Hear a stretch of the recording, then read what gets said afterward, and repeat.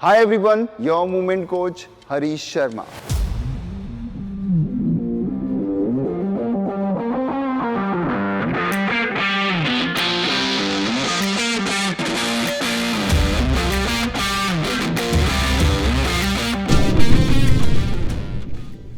और आज हम बात करने वाले हैं the most common problem, knee pain. वो सबको हो रहा है, चाहे कोई 25 का है या 50 का, चाहे आप रनर हो, वॉकर हो, जिम जाते हो या घर पर बैठकर काम करते हो, नी पेन से सब लोग परेशान हो चुके हैं। जब भी हमें नी के अराउंड कोई प्रॉब्लम अराइज होती है, हम डॉक्टर से कंसल्ट करने जाते हैं और कुछ कॉमन प्रॉब्लम्स बताई जाती हैं, जैसे ऑस्टियोआर्थराइटिस हो गया है, कार्टिलेज घिस गया है, आपको टेंडिनाइटिस हो गया है। ऐसी बहुत सारी कॉमन प्रॉब्लम्स हमें बताई जाती हैं और सॉल्यूशन के नाम पर आपको रेस्ट, दवाइयाँ और सर्जरी रिकमेंड की जाती है, जो कि इन प्रॉब्लम्स का सॉल्यूशन नहीं है। आज इस वीडियो के अंदर मैं सब कुछ डिटेल में कवर करने वाला हूं और आपको बताने वाला हूं इन सभी प्रॉब्लम के साथ आप कैसे डील कर सकते हो। इस वीडियो को एंड तक जरूर देखना, आज आपको फुल्ली सेटिस्फाई सॉल्यूशन मिलने वाला है। जब भी हमें नी के अराउंड कोई प्रॉब्लम अराइज होती है तो उसके मल्टीपल रीजंस हो सकते हैं और सबसे बड़ा जो रीजन है हमारे मसल्स का प्रॉपर काम ना करना। उनके अंदर या तो स्ट्रेंथ नहीं है या फ्लेक्सिबिलिटी नहीं है। दूसरा, हम सोचते हैं कि जब भी नी में कोई प्रॉब्लम अराइज हो रही है तो सिर्फ हमें नी के अराउंड काम करना है। आपको नी के अराउंड काम नहीं करना है, आपको hip flexor, हिप्स, hamstrings, carbs, Shin, सब मसल्स पर इक्वली काम करना है, तभी आपका नी लॉन्ग लास्ट कर सकता है। जब भी हमें नी में कोई प्रॉब्लम अराइज होती है तो बोला जाता है कि अपने मसल्स को स्ट्रॉन्ग बनाओ, बट हमें ये नहीं पता है कि उनको स्ट्रॉन्ग बनाने के लिए हमें क्या करना चाहिए। अगर किसी को ऑस्टियोआर्थराइटिस या कार्टिलेज की प्रॉब्लम है, वो वेट नहीं डाल सकता है, तो उसको क्या क्या मूवमेंट्स करनी चाहिए। बहुत लोग ये सोचते हैं कि अगर हम स्क्वाट लंजेस नहीं कर पा रहे हैं तो हमारा घुटना कैसे स्ट्रॉन्ग बनेगा। बट आज जो एक्सरसाइज मैं गाइड करने जा रहा हूँ ना, उन एक्सरसाइज के थ्रू आप अपने नीज के अराउंड मसल्स को स्ट्रॉन्ग बनाने वाले हो विदाउट इम्पैक्टिंग योर नी। तो जिन लोगों को नी में प्रॉब्लम है, वो स्क्वाट लंजेस नहीं कर पाते हैं, तो उनके लिए आज मैं बहुत सिंपल एक्सरसाइज बता रहा हूँ और ये एक्सरसाइज बहुत इफेक्टिव है। जब करोगे तो आपको पता चलेगा। First step forward, toe point. अब यहाँ से नी को लिफ्ट करना है लाइक दिस। जब आप लिफ्ट करके लेकर आ रहे हो तो आपको यहाँ पर 90 डिग्री एंगल बनाना है। कुछ लोगों के अगर हिप फ्लेक्सर्स में स्ट्रेंथ नहीं होती तो वो क्या करते हैं, अपने नीज को फोल्ड कर देते हैं। नी को फोल्ड नहीं करना है इस एक्सरसाइज के दौरान। दूसरा, why this exercise is important. अगर हमारे हिप फ्लेक्सर्स स्ट्रॉन्ग नहीं है तो उसका इम्पैक्ट भी हमारे नीज पर पड़ने वाला है, बिकॉज हमारे हिप फ्लेक्सर्स का काम है नी को लिफ्ट करना। अगर ये मसल स्ट्रॉन्ग नहीं होंगे तो मेरे नी को ओवर वर्क करना पड़ेगा। आप चलते हो, रनिंग करते हो, सीढ़ियाँ चढ़ते हो, तो ये मसल का स्ट्रॉन्ग होना बहुत इंपॉर्टेंट है। फिर से एक बार execution, step forward, toe pointed, knee को लिफ्ट करके लेकर आना है।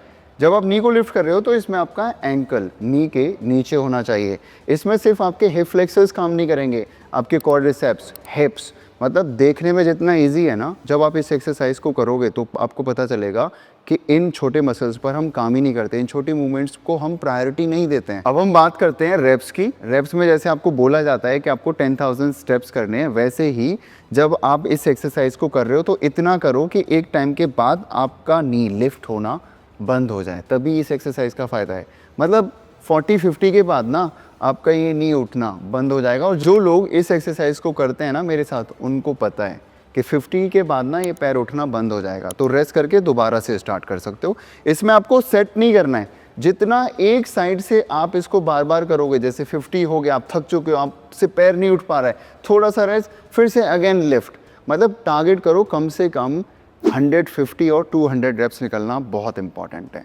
स्टैंडिंग नी लिफ्ट में आपके हिप फ्लेक्सर्स, क्वाड्स और हिप स्ट्रॉन्ग बनेंगे और आपके नीज पर कोई इम्पैक्ट भी नहीं आएगा।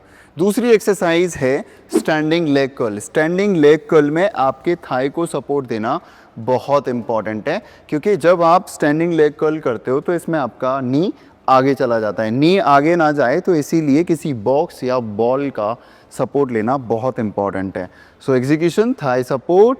अब यहाँ से अपने हील को टूवर्ड्स द हिप लेकर आना है and squeeze your hamstring, you will feel cramp. जब मैं इस एक्सरसाइज को कराता हूँ तो हैमस्ट्रिंग में क्रैम्प आता है।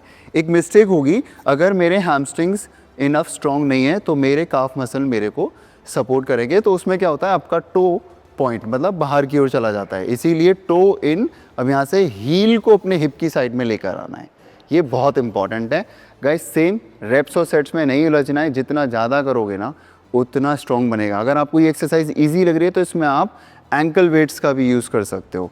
ये एक्सरसाइज बहुत इंपॉर्टेंट है अगर आप स्क्वाट लंजेस नहीं कर पा रहे हो तो। इन एक्सरसाइज को ऐसा नहीं है जिनके नी में प्रॉब्लम है वही कर सकते हैं, जो लोग जिम जा रहे हैं ना वो भी इन एक्सरसाइज को as a warm up add कर सकते हैं। इससे मसल्स एक्टिवेशन होगा।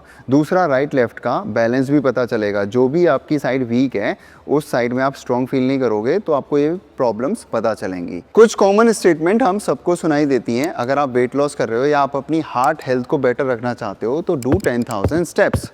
This is good for your heart health और weight loss journey, but this is not good for your knees. अगर आप अपने मसल स्ट्रेंथनिंग पर काम नहीं कर रहे हो तो ये एक टाइम के बाद आपके घुटने पर इम्पैक्ट डालने वाली हैं, आपको नी पेन देंगी, बिकॉज हमारी नीज का ओवर यूज़ हो रहा है। तो मैं ये नहीं कह रहा कि वॉकिंग इज़ बैड, वॉकिंग के साथ साथ अपनी मसल स्ट्रेंथनिंग पर काम करना बहुत इंपॉर्टेंट है। हम भूल जाते हैं, जब भी हमें कोई एडवाइस देता है तो हम उसको बहुत ब्लाइंडली फॉलो करते हैं और लग जाते हैं, बट हर चीज़ के प्रोज एंड कॉन्स होते हैं, हर एडवाइस के प्रोज एंड कॉन्स होते हैं। तो जब आप कोई एडवाइस ले रहे हो ना तो ये मेरी स्टेटमेंट ध्यान रखना। तो जो एडवाइस आपको 10,000 स्टेप्स करने के लिए दी गई है वो आप रखो, बट जो आज मैं आपको बताने जा रहा हूँ वो भी ऐड कर लो। तो हमें दोनों साइड हेड चाहिए। ऐसा नहीं है कि सिर्फ एक चीज़ सुन ली तो वही करते रहना है। तो मैं उस प्रॉब्लम से आपको बचाने वाला हूँ। 2 एक्सरसाइज ऑलरेडी मैं गाइड कर चुका हूँ। तीसरी एक्सरसाइज है क्वाड्रिसेप्स के लिए आइसोमेट्रिक होल्ड्स।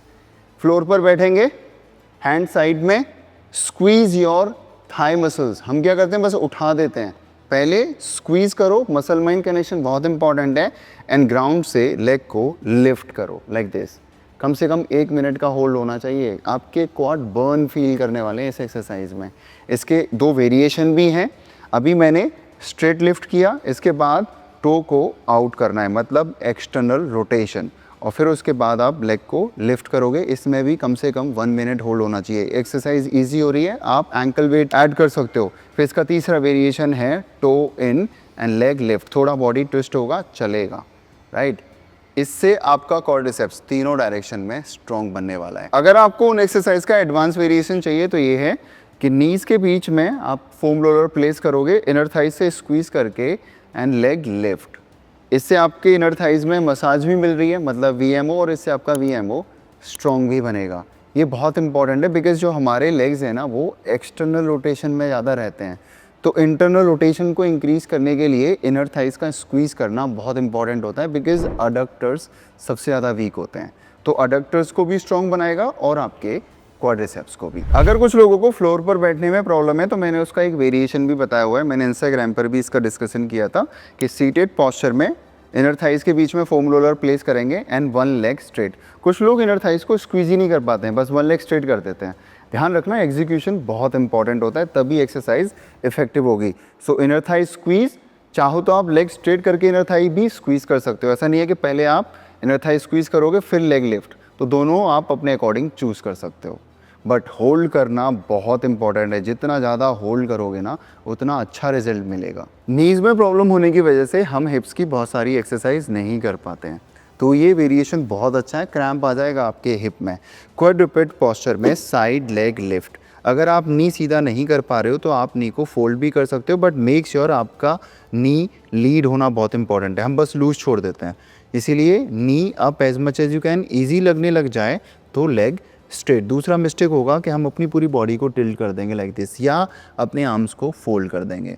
ये सब मिस्टेक्स नहीं होने देनी है। सेम पैटर्न, अगर आप 1 मिनट इजीली होल्ड कर पा रहे हो तो इसमें आप एंकल वेट्स ऐड कर सकते हो। अगर आप इस जर्नी में मेरे साथ हो ना तो मैं आपकी मूवमेंट्स कभी ख़त्म नहीं होने दूंगा। मेरे पास एक्सरसाइज का भंडार है, बहुत सारे वेरिएशन है।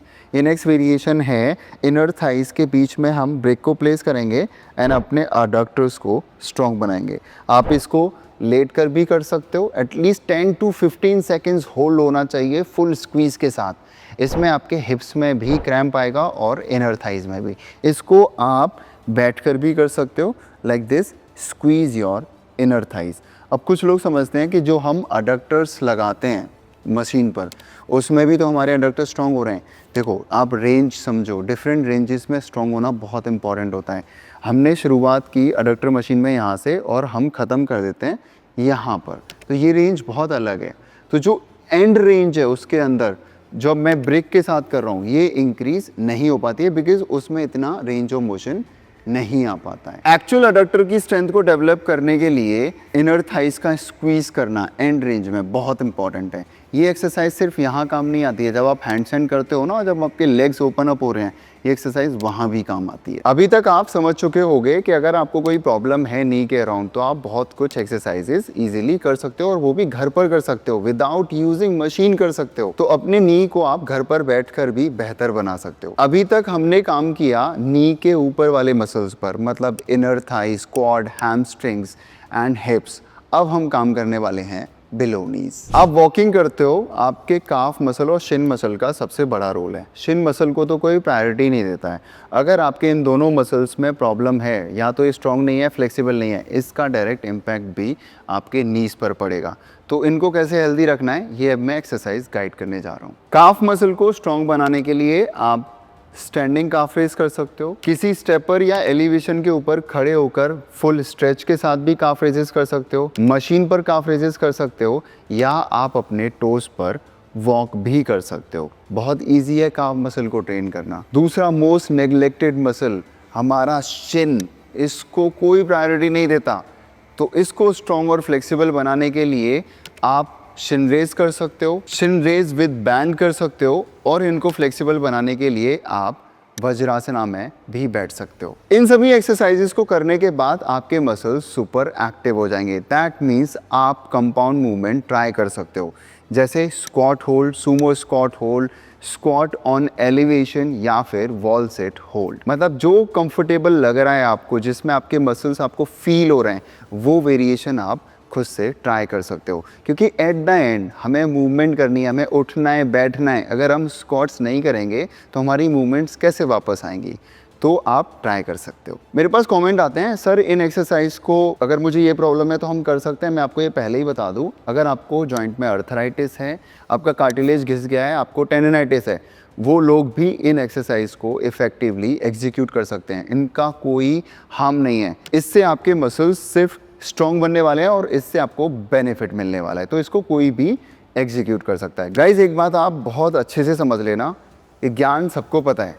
जो मैं दे रहा हूँ हो सकता है उसके बारे में आपको पहले से पता हो, बट आप अभी तक अपना घुटना ठीक नहीं कर पाए होगे बिकॉज आपके अंदर पेशेंस नहीं है। इतने साल लगाए हमें अपने जॉइंट को ख़राब करने में, तो क्या हम 2-4 महीने इन एक्सरसाइज को करके अपने जॉइंट को हेल्दी बनाने में नहीं लगा सकते? सबसे लोग जो मात खाते हैं ना, वो है पेशेंस। लोगों के अंदर पेशेंस ही नहीं है। लोग सोचते हैं 2-4 बार इन एक्सरसाइज को कर लेंगे या किसी डॉक्टर, फिजियोथेरेपिस्ट या ट्रेनर के पास चले जाएंगे तो ये महीने 2 महीने में ठीक हो जाएगा। इतना आसान नहीं है जॉइंट्स को ठीक करना, मैं आपको पहले ही बता रहा हूँ। तो इन एक्सरसाइज को एग्जीक्यूट करो, इनमें प्रोग्रेस करो, और धीरे धीरे अपनी मूवमेंट्स को वापस लेकर आओ। बहुत लोगों को जब भी किसी जॉइंट में प्रॉब्लम अराइज होती है तो एक एडवाइस दी जाती है कि रेस्ट करो।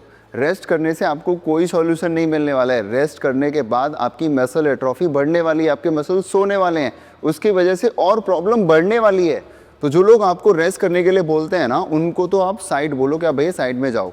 अगर आपको अपनी मूवमेंट्स वापस लेकर आनी है ना, तो मूवमेंट करनी पड़ेगी, तभी आपकी मूवमेंट वापस आएंगी। सिंपल है ना कि पैसा कमाने के लिए ऑफिस जाना पड़ेगा, तो वैसे ही मूवमेंट्स वापस लाने के लिए आपको मूवमेंट करनी पड़ेगी। अगर मूवमेंट नहीं करोगे ना तो बहुत सारी प्रॉब्लम के साथ फेस करोगे। इसीलिए ये सिंपल है मूवमेंट्स, इनको एग्जीक्यूट करना स्टार्ट करो। और भी एडवांस मूवमेंट मैं आपको फ्यूचर में बताऊंगा, और उसके लिए मेरा ये चैनल सब्सक्राइब कर लो।